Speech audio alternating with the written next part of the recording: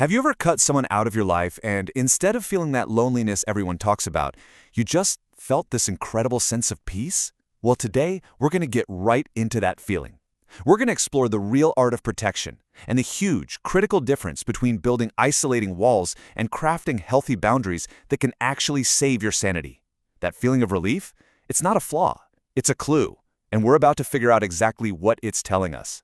So on one side, you hear it all the time, right? There's this loneliness epidemic. The US Surgeon General says 1 in every 4 adults feels isolated.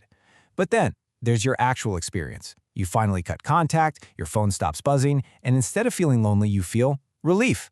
A deep, profound sense of peace washes over you. This isn't a contradiction, not at all. It's actually where our whole story begins. See, here's what's so fascinating. That feeling of relief doesn't mean you're cold or there's something wrong with you. I want you to think of it like this.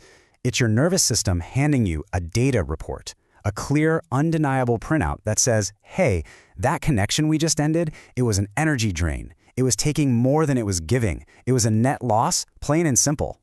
And this gets us to the absolute core difference in how we protect ourselves. On the one hand, you've got the fear-driven wall. This is your amygdala, your lizard brain, just hitting the panic button. It's an all-or-nothing response that slams the door on everyone. But on the other hand, you have an awareness-driven boundary. This is your frontal lobe, the thinking, planning part of your brain, creating a selective filter to protect your peace. One is a fortress you build in a panic. The other is more like a garden fence with a gate that you and only you control. So how in the world did your brain even create this blueprint for protection? Where did it come from? To really get that, we need to look at the incredibly smart, ancient wisdom that's already built right into our nervous system. Let's talk about something called the dorsal vagal response. Now, this is a concept from Polyvagal Theory, and it's not a bug in your system. It's a feature, a really important one. Think of it as your nervous system's ultimate emergency brake. When a threat feels like it's just too much, your body pulls this brake to shut things down and conserve every last bit of your energy. And this is the perfect way to picture it. It's like your social battery, which was probably already running low, just instantly crashes to 0%. But this isn't a malfunction. It's an intelligent protective move designed to stop a total system meltdown. It's your body's way of saying, nope, that's enough. We're done here. But, where did we even learn that connecting with people could be a threat? Well, a psychologist named Murray Bowen gives us a really big clue with his idea of emotional cutoff. If you happen to grow up in a home where being close to someone felt unpredictable or where love always seemed to have strings attached, you learn pretty quick to manage that stress by creating distance. It literally became your survival blueprint.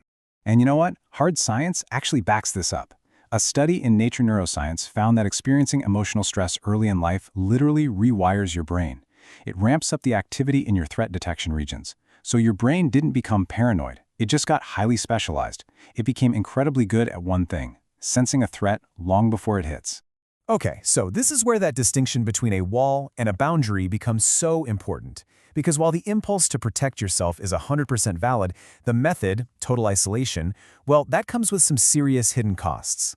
And the CDC is crystal clear about this. Long-term, unwanted social isolation isn't just an emotional problem, it physically affects your body. We're talking about a nearly 30% increased risk of heart disease and a 32% increased risk of stroke. Our bodies are just fundamentally wired for connection. But, and this is the key, it has to be the right kind of connection. And that's the other side of the coin, isn't it? This quote just hits the nail on the head. Those health risks of being alone don't mean you should just put up with draining, toxic relationships. Being in the wrong company can be just as damaging, if not more stressful to your system. So the goal isn't just connection for connection's sake, it's safe connection. Okay, so how do we do it? How do we start taking down those automatic walls and start consciously building healthy boundaries? Well, that's where our toolkit comes in. It's a simple, practical 3-step guide to taking back your peace. The process itself is pretty straightforward. First up is assessment. That's just acknowledging, without any judgment, that withdrawing is your go-to move. Step 2 is identification. This is where you learn to spot the specific people or situations that trigger that shutdown response. And finally, step 3 is implementation, consciously choosing and then practicing new ways to respond instead of just reacting. So what does identification actually look like? It's about spotting the red flags that your finely tuned threat detection system is already screaming about. Things like the person who only ever calls when they need a favor, or the one whose compliments always feel like they have a little catch. These patterns are precisely what your childhood blueprint taught you to watch out for. That gut feeling you get, it's like a highly sensitive smoke detector. You're not being paranoid. It's just designed to go off at the very first sign of smoke. All right, let's try a quick visualization. Just take a moment, picture a situation where you feel that old familiar urge to just shut down and pull away. But this time, I want you to see the calm, thinking part of your brain step in. It sees the fear, it acknowledges it, but instead of throwing up that automatic wall, it consciously chooses a different path. It chooses a boundary. And this is exactly how you put that choice into action. You don't need some big dramatic confrontation. All you need is clear, calm language. These templates right here, they're not defensive, they're not accusatory, they just state your reality. They work like a thermostat for your energy. You're not shutting the whole system down, you're just setting the temperature to a level that's healthy and sustainable for you.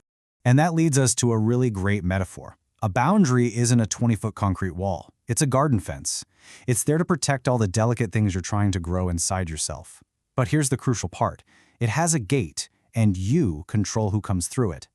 And it's not so high that it blocks out all the sunlight and nourishment you still need to thrive. So, once your energy is back and your new boundaries are feeling solid, you might actually want to think about letting new people in. But the difference now is you get to do it carefully, safely, and 100% on your own terms. And let's not forget the biggest takeaway from Harvard's incredible 75-year-long study on happiness. They found that life satisfaction and health weren't linked to how many friends people had. Not at all. It was all about the quality and the warmth of their closest relationships. It has always been about having the right people, not the most people. So how do you vet new people? Well, you can try these really low-stakes experiments. There's the coffee test, a short meeting with a clear M time. It's easy to leave. Then there's the small ask. After you've helped them with something, maybe make a tiny, easy request to see if they reciprocate. Or you can try the shared observation. Connect over something external, like talking about a movie or a book, without having to share anything deeply personal. So let's bring all this home. It is time to completely reframe how we think about this entire process. Choosing to protect your energy isn't a social failure. It is an act of sophisticated self-governance. And this is the definition we really need to hold on to. Loneliness is the painful absence of the connection you want. Solitude, on the other hand, is the peaceful presence of the quiet you need. One is a lack, the other is a powerful choice. You are not avoiding people, you are cultivating peace. So, as we wrap up, here are 3 simple reminders to take with you. Number 1, my peace is my priority. Number 2, that feeling of relief is real, valid data from my nervous system. And number 3, I am the curator of my connections, not just a passive audience member. And all of this leaves us with one final, and I think most essential question. It's not about who you should let in. It's about who, through their actions, their consistency, and their respect for your energy, has truly earned the right to access your peace.